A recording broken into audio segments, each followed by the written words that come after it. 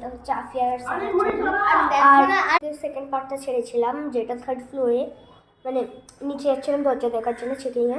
আফিয়া তুইও বল। তো আমরা যাচ্ছিলাম নিচে দরজা দেখতে, আর তারপরে আমরা ভিডিওটা দেখলাম যাতে ভালো কি না।